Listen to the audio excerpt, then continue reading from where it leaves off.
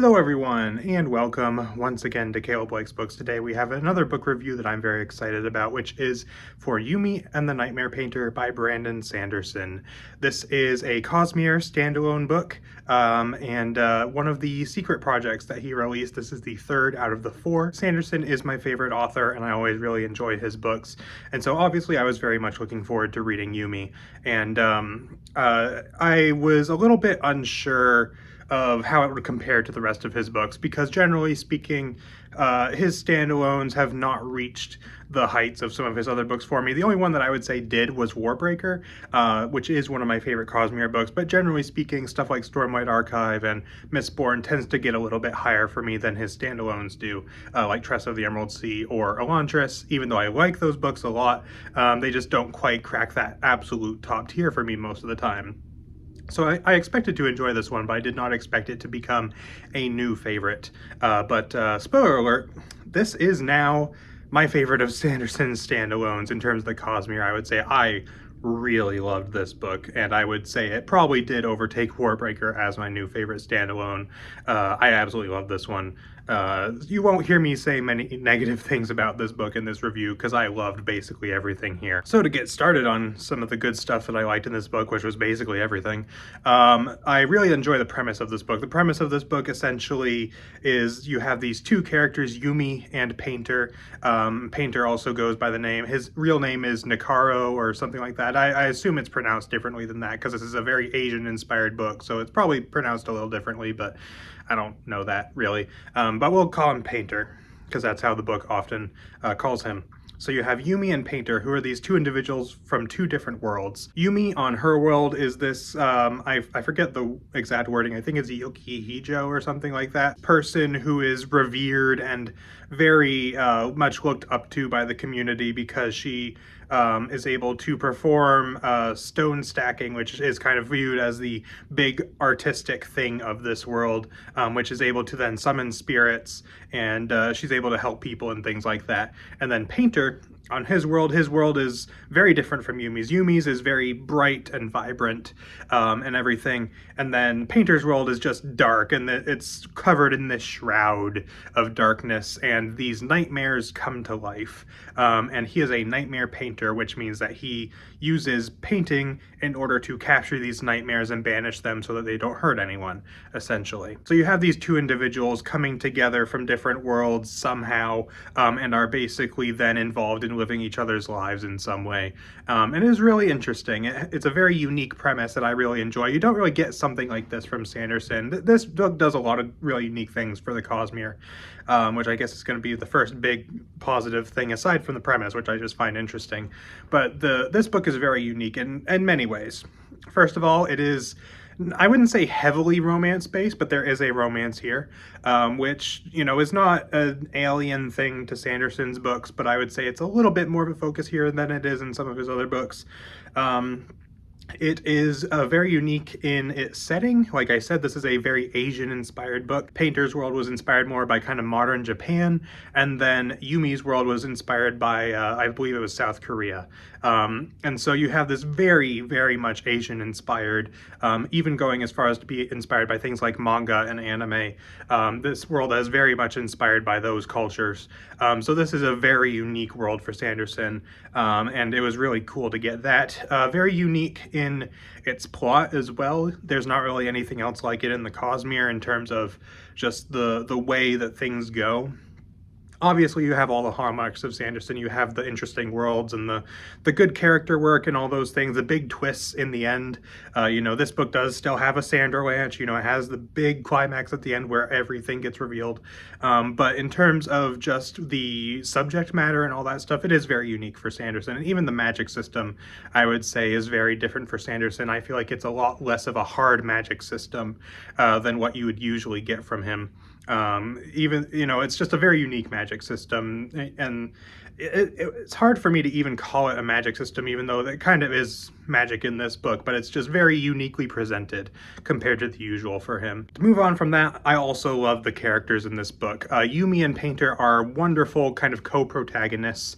Yumi is they're both kind of reserved people, but for, I think, kind of different reasons, and also for some similar reasons. But Yumi, she's in this very prestigious position. She was basically born into it.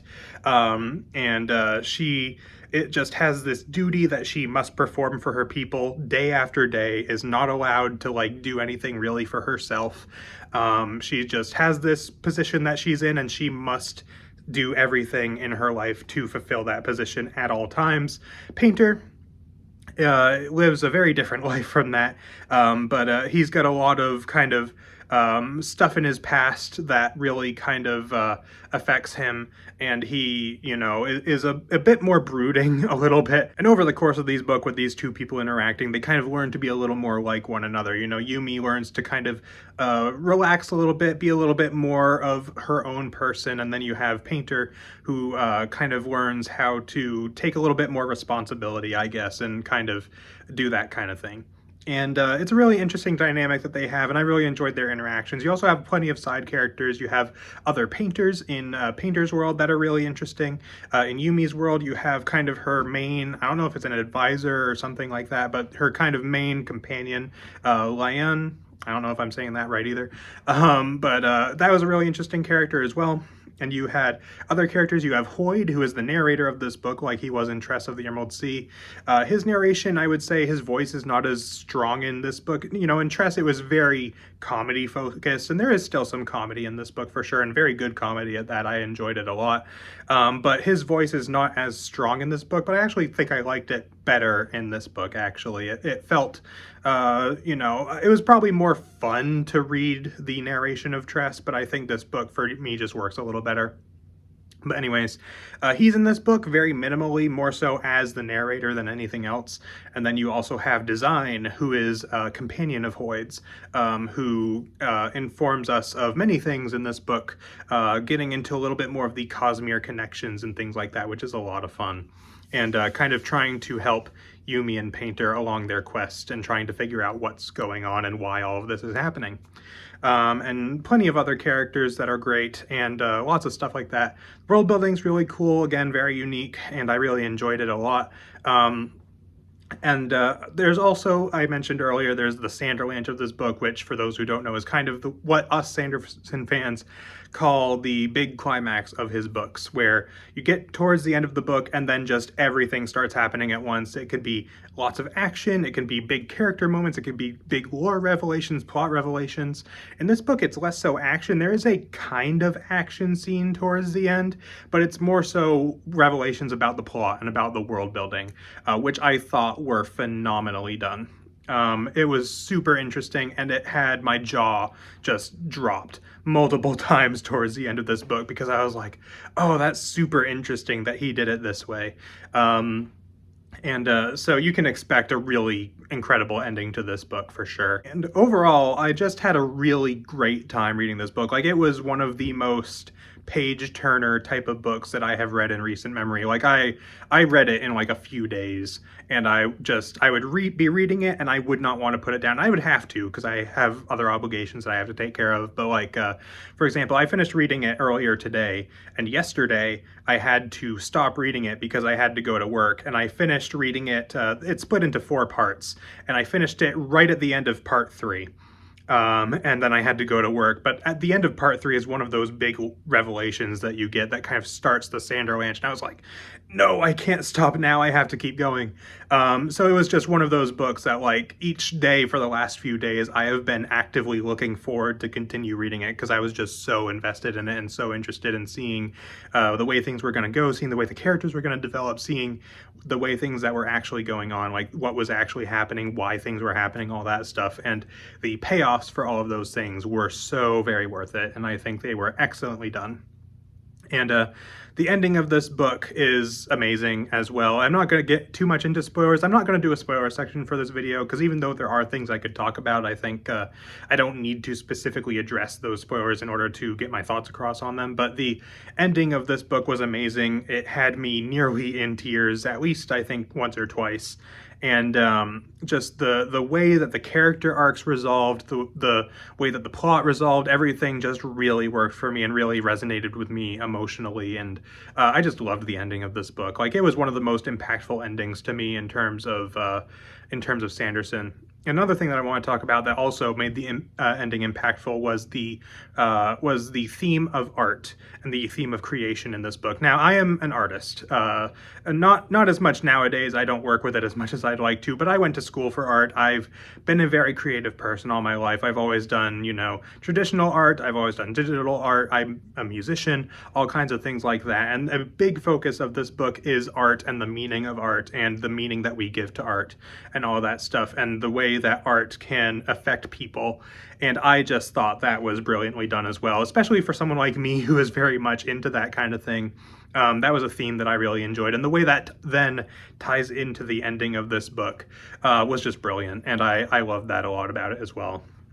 So to wrap this up, because otherwise I'm just going to keep gushing about this book, in case you can't tell, I love this book. I love Yumi and the Nightmare Painter. It is one of my favorite Cosmere books so far.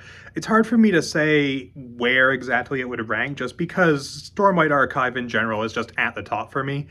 So even in my mind, I say, oh, this is maybe like a top 3 Cosmere book, but really my top 3 Cosmere books are probably Stormlight books, like entirely. But this is certainly very high up there, like on the same level as Stormlight or Warbreaker, or some of my favorite Mistborn books, things like that. It is definitely way high up there, and like I said, it's probably my favorite Sanderson standalone now, in terms of the Cosmere at least. I would give this a rating of 10 out of 10 easily. Like, I just loved this book from beginning to end. From the first page to the last, I was right into it and absolutely had a blast reading it. And if you have not read it yet, if you're a Cosmere fan, if you're a Sanderson fan, and for whatever reason you just haven't got around to reading this one, do yourself a favor and read this book, because it is amazing. And obviously it probably won't work for everyone. I know there are some people who said this was not like one of their favorites of the Secret Projects, or even just one of their favorite Cosmere books in general. But for me, this book just hit all the right spots and really it just worked for me so well, and I absolutely had a blast with it. Cannot praise it enough. Yeah, I'm gonna stop talking about it now, because otherwise I'm just gonna keep going. So let me know in the comments if you have read Yumi and the Nightmare Painter, and if so, what you thought of it. Is it also one of your favorite Sanderson books? Is it one of your least favorite Sanderson books?